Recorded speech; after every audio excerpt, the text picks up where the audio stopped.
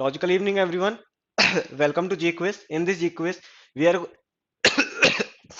we are going to discuss daily 20 current affair questions, which will be from the newspapers, which include the Hindu, Indian Express और जो भी particular day से important questions बन सकते हैं, आपके exam point of view से important हो सकते हैं, वो हम यहाँ पर देखने वाले हैं। इसके अलावा एक क्वेश्चन होगा लास्ट में आपके लिए, जिसका आंसर आपको कमेंट बॉक्स में देना है। उसका सॉल्यूशन हम नेक्स्ट वीडियो में डिस्कस करेंगे। Now how can you get 100% benefit of this G quiz? इसके लिए एक प्रोसीजर है जो आपको फॉलो करना है।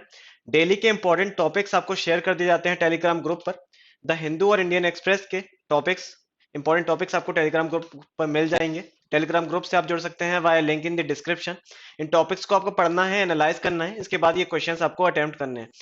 इन क्वेश्चंस के साथ में जो भी एडिशनल इन्फॉर्मेशन दी जा रही है वो भी आपको नोट डाउन करके रखनी है। ये प्रोसेस यदि आप फॉलो करते हैं, then you will get 100% benefit of this G quiz and you will be exam ready. तो चलिए स्टार्ट करते हैं आज के क्वेश्चंस के साथ में।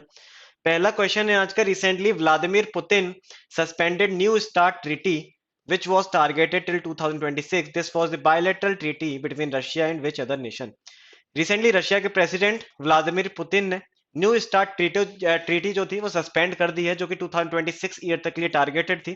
किस कंट्री के साथ में ये बायलैटरल ट्रीटी थी रशिया की? ऑप्शंस है यूएसए, इंडिया, चाइना और यूनाइटेड किंगडम। तो इसका करेक्ट आंसर है USA, United states of America के साथ में ये ट्रीटी थी रशिया की, जो कि रिसेंटली व्लादिमीर पुतिन ने, प्रेसिडेंट ने, सस्पेंड कर दी है। इस न्यू स्टार्ट पॉलिसी के बारे में जान लेते हैं। न्यू स्टार्ट पॉलिसी जो थी इंट्रोड्यूस की गई थी 2010 में। ये साइन की गई थी प्रेसिडेंट बराक ओबामा और रशिया काउंटर पार्ट जो थे दिमित्री मेदवेदेव, उनके द्वारा ये साइन की गई थी और ये फोर्स में आई थी 2011 में। 2011 में ये फोर्स में आई थी। इससे पहले स्टार्ट ट्रीटी हुआ करती थी, स्टार्ट वन, जो कि 2009 में सस्पेंड हो गई थी। उसके बाद न्यू स्टार्ट ट्रीटी जो थी वो 2010 में साइन की गई थी, 2011 में एनफोर्स हुई थी। स्टार्ट के बारे में बात करें, स्टार्ट का फुल फॉर्म है strategic arm regulation treaty. Strategic arm regulation treaty थी। जो भी न्यूक्लियर वॉरहेड्स हैं और जो भी लॉन्चिंग व्हीकल्स हैं, मिसाइल्स हैं, उन पर रोक लगाने के लिए उनका एक जो नंबर है उसको अकाउंट करने के लिए ये जो ट्रीटी थी वो साइन की गई थी between the two nations, Russia and USA. Limits की बात करें तो न्यूक्लियर वॉरहेड्स की जो लिमिट थी वो थी 1550, और मिसाइल्स एंड लॉन्चर्स की जो लिमिट थी वो थी 700 से ज्यादा, और 1550 से ज्यादा न्यूक्लियर वॉरहेड्स जो है वो किसी भी नेशन के पास में नहीं होना चाहिए, रशिया और यूएसए के पास। तो ये थी आपकी स्टार्ट वन और न्यू स्टार्ट ट्रीटी। इसके बारे में आपको डिटेल में पढ़ना है। आपके defence as well as international relations दोनों के ही एग्जाम पॉइंट ऑफ व्यू से इंपॉर्टेंट है ये START treaty. Recently which movie elected as film of the year in Dada Saheb Phalke international film festival 2023? किस फिल्म को फिल्म ऑफ द ईयर मिला है दादा Saheb Phalke international film festival 2023 में? ऑप्शंस हैं RRR, the Kashmir files, all that breaths and shallow show. तो इसका जो करेक्ट आंसर है वो है आरआरआर। आरआरआर मूवी को film of the year award मिला है। इसके साथ ही द कश्मीर फाइल्स को बेस्ट फिल्म का अवार्ड मिला है। अगला क्वेश्चन है, what is the rank of India in global index of mobile download speed test? Mobile download speed test में इंडिया की रैंक क्या रही है? ऑप्शन है 55th, 66th, 69th और 77th। इसका जो करेक्ट आंसर है वो है 69th। इंडिया की रैंक रही है 69th। मोबाइल इंटरनेट की जो स्पीड होती है उसके लिए एक रैंकिंग होती है ये, जिसमें इंडिया की 69th रैंक रही है। टॉप पोजीशन की बात करें तो सिंगापुर फर्स्ट पोजीशन पर रहा है इस इंडेक्स में। Recently 49th edition of Khajuraho dance festival started in which state? Khajuraho dance festival हर साल ऑर्गेनाइज किया जाता है। 7 डे का ये फेस्टिवल होता है। 20th to 26th फेब तक हर साल ये फेस्टिवल ऑर्गेनाइज किया जाता है। तो ये आपका ऑर्गेनाइज किया जाता है मध्य प्रदेश का जो छतरपुर डिस्ट्रिक्ट है वहां ये ऑर्गेनाइज किया जाता है। मध्य प्रदेश के छतरपुर डिस्ट्रिक्ट के खजुराहो में खजुराहो डांस फेस्टिवल हर साल ऑर्गेनाइज किया जाता है। कौन इसको ऑर्गेनाइज करता है? तो उस्ताद अलाउद्दीन खान संगीत एवं कला अकेडमी इसका ऑर्गेनाइजेशन करती है हर साल। और ये 49th एडिशन था खजुराहो डांस फेस्टिवल का, ये भी आपको याद रखना है। पहला इसका एडिशन हुआ था 1986 में। Recently, who has become the sixth country to have its own automatic train supervision system? तो इंडिया करेंटली बन गया है sixth nation to have its indigenously developed automatic train suspension system, supervision system, automatic train supervision system तो India बन गया है sixth nation. इसके पहले हम यदि बात करें तो फ्रांस, जर्मनी, जापान, कनाडा और चाइना के पास खुद का developed automatic train supervision system था, और रिसेंटली इंडिया बन गया है सिक्स्थ नेशन। किसने ये डेवलप किया है? तो DMRC, Delhi metro rail corporation, और बेल, भारत इलेक्ट्रॉनिक्स लिमिटेड ने मिलकर ये डेवलप किया है automatic train supervision system. Recently, who has become the first ever cricketer to play 150 T20 matches? Male as well as female women cricket की हम यहाँ पर बात कर रहे हैं। तो कौन पहला क्रिकेटर बन गया है to play 150 T20 matches? Options हैं Rohit Sharma, Smriti Mandhana, Ben Stokes and Harmanpreet Kaur. तो इसका करेक्ट आंसर है हरमनप्रीत कौर। करेंटली जो इंडियन विमेन क्रिकेट टीम की T20 कैप्टन है हरमनप्रीत कौर, ये जो आप पिक्चर में देख पा रहे हैं, ये बन गई हैं 150 T20 मैचेस खेलने वाली पहली क्रिकेटर। और ये हम बात कर रहे हैं world wide in the male as well as female cricket. तो ये आपको याद रखना है। Recently which player became the leading six hitter in test cricket? Leading six hitter कौन बन गया है टेस्ट क्रिकेट में? ऑप्शंस हैं Virat Kohli, Rohit Sharma, Eoin Morgan and Ben Stokes.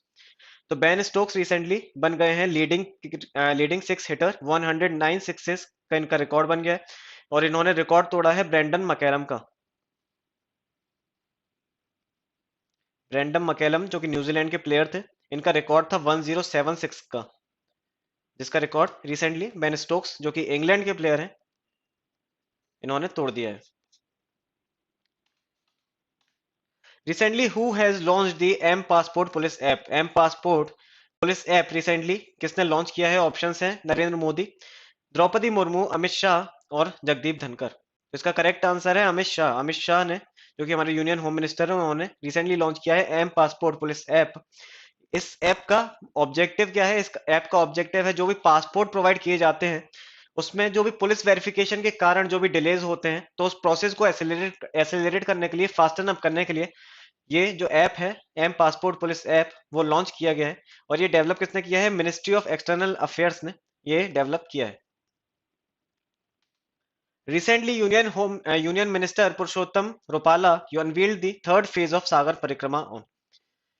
Currently हमारे जो फिशरीज के मिनिस्टर हैं, union minister of fisheries Purushottam Rupala, उन्होंने सागर परिक्रमा का थर्ड फेज कहां पर अनवील्ड किया है? ऑप्शंस हैं Paradip port, Kandla port, Tuticorin port and Hazira port. तो इसका करेक्ट आंसर है हजीरा पोर्ट। गुजरात के हजीरा पोर्ट से रिसेंटली पुरुषोत्तम रुपाला ने सागर परिक्रमा का थर्ड फेज जो है वो लॉन्च किया है, स्टार्ट किया है।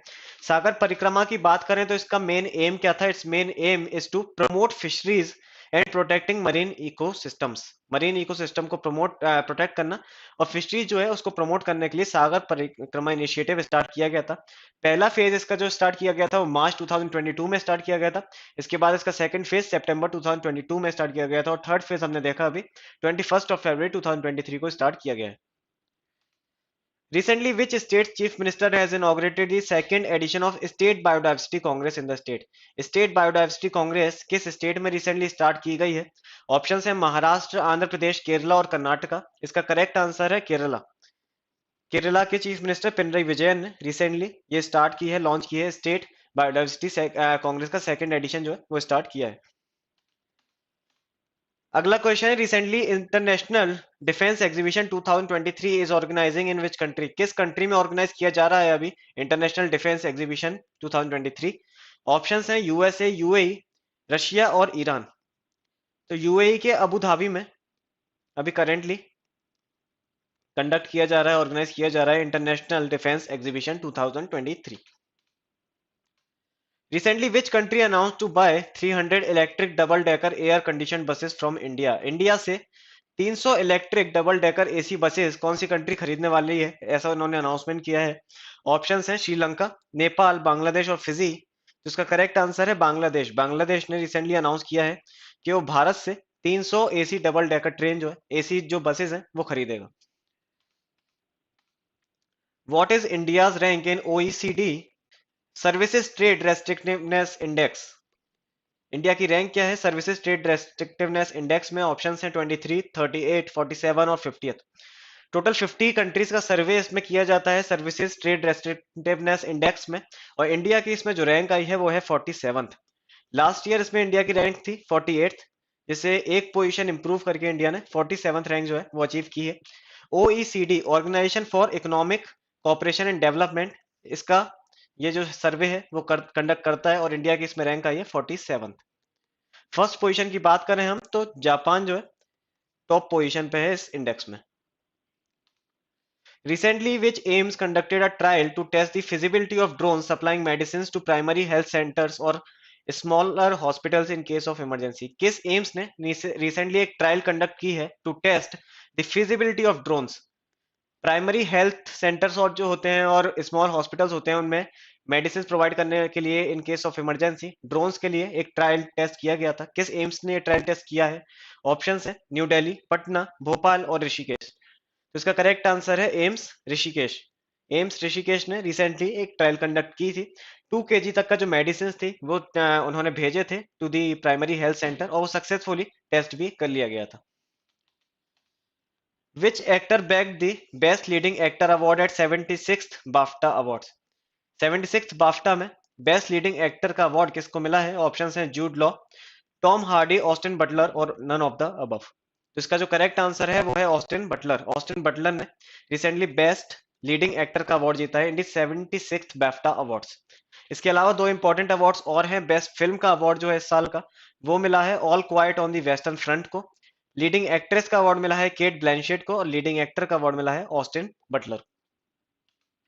Which bank has topped the list of public sector lenders in loan growth and asset quality? Loan growth और एसेट क्वालिटी में किस बैंक ने किस पब्लिक सेक्टर बैंक ने टॉप किया है? ऑप्शन है State Bank of India, Union Bank of India, Bank of Maharashtra and Punjab National Bank. इसका जो करेक्ट आंसर है वो है Bank of Maharashtra. Bank of Maharashtra ने रिसेंटली टॉप किया है लिस्ट में in the list of public sector banks जो कि जिन्होंने लोन प्रोवाइड किया है लोन ग्रोथ और एसेट क्वालिटी में टॉप किया है बैंक ऑफ महाराष्ट्र में। Which country will host the multilateral naval exercise consisting of India, Australia, Japan and USA? Multilateral naval exercise Malabar जो कि इंडिया, ऑस्ट्रेलिया, जापान और यूएसए जो कि क्वाड मेंबर्स भी हैं।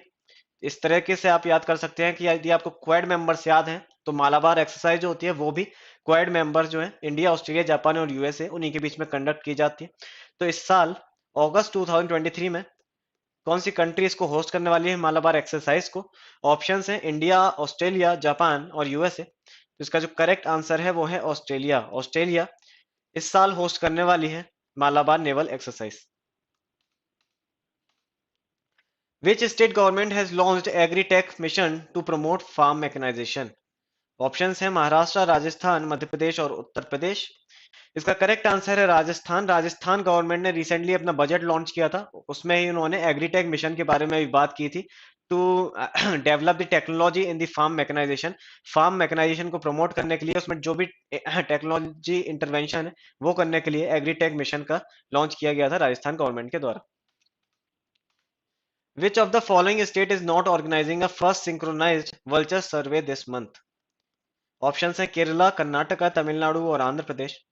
तो अभी रिसेंटली इस साल इसी मंथ इनफैक्ट जो 3 स्टेट्स हैं, 3 south Indian states Kerala, Karnataka और तमिलनाडु, ये ऑर्गेनाइज करने वाले हैं एक सिंक्रोनाइज वल्चर सर्वे। हर साल ये सर्वे किया जाता है किया जाता था अलग अलग स्टेट्स में। तमिलनाडु अपना अलग सर्वे करता था, कर्नाटका अपना अलग सर्वे करता था, केरला अपना अलग सर्वे करता था। बस इसमें दिक्कत क्या आती थी? इसमें दिक्कत ये होती थी, प्रॉब्लम ये होता था कि जो वल्चर्स होते थे उनके सर्वे में डुप्लीकेशन हो जाता था, क्योंकि एक ही यदि वल्चर है तो वो उड़ के किसी और स्टेट में जा रहा है तो उसका काउंटिंग वापस हो जा रही है। तो डुप्लीकेशन हो रहा था, कास्केडिंग इफेक्ट हो रहा था, जिसके कारण इस साल सिंक्रोनाइज करके एक ही सर्वे किया जा रहा है इन 3 स्टेट्स केरला, कर्नाटका एंड तमिलनाडु। आंध्र प्रदेश इसका पार्ट नहीं है। इसका करेक्ट आंसर आंध्र प्रदेश है। आंध्र प्रदेश इसका पार्ट नहीं है, बट आपको ये याद रखना है कौन 3 स्टेट्स हैं जो कि मिलके एक सिंक्रोनाइज वल्चर सर्वे कंडक्ट कर रहे हैं इस साल। तो केरला, कर्नाटका और तमिलनाडु साउथ इंडियन नेशंस जो है वो इसको सिंक्रोनाइज वल्चर सर्वे को कंडक्ट कर रहे हैं इस साल। To increase the number of vultures, Government of India has launched Project Vulture in which year? Project Vulture किस साल इंट्रोड्यूस किया गया था गवर्नमेंट ऑफ इंडिया के द्वारा? ऑप्शन है 1973, 1996, 2004 और 2006। इसका करेक्ट आंसर है 2006। 2006 में प्रोजेक्ट वल्चर लॉन्च किया गया था। 2004 में कुछ वल्चर्स की, काफी वल्चर्स की इनफैक्ट डेथ हमें देखने को मिली थी ड्यू टू डाइक्लोफिनाक सोडियम। ये केमिकल का नाम भी आपको पता होना चाहिए। डाइक्लोफिनाक सोडियम के कारण काफी वल्चर्स की डेथ देखने को मिली थी। उसके बाद से डाइक्लोफिनाक सोडियम पर बैन भी लग गया था। उसके साथ ही 2006 में प्रोजेक्ट वल्चर भी गवर्नमेंट ऑफ इंडिया के द्वारा लॉन्च किया गया था to increase the number of vultures. कल का क्वेश्चन था हमारा, recently to assess the questions related to Aadhaar card UIDAI has launched its AI chatbot. तो इसका नाम था आधार मित्र। इंपॉर्टेंट क्वेश्चन है, पता होना चाहिए आपको। आधार मित्र नाम का एआई चैटबॉट यूआईडीएआई ने लॉन्च किया है to solve the queries relating to Aadhaar. कल के लिए क्वेश्चन है आपके लिए, recently who has been appointed as the CEO of NITI Aayog? Parameswaran Iyer, BVR Subrahmanyam, Suman Bery और अरविंद पंगरिया। इसका आंसर आपको कमेंट बॉक्स में देना है। इसका आंसर हम कल नेक्स्ट वीडियो में डिस्कस करेंगे। मिलते हैं कल कुछ नए क्वेश्चंस के साथ में, तब तक पढ़ते रहिए। Enjoy your studies and stay tuned with विज्ञ।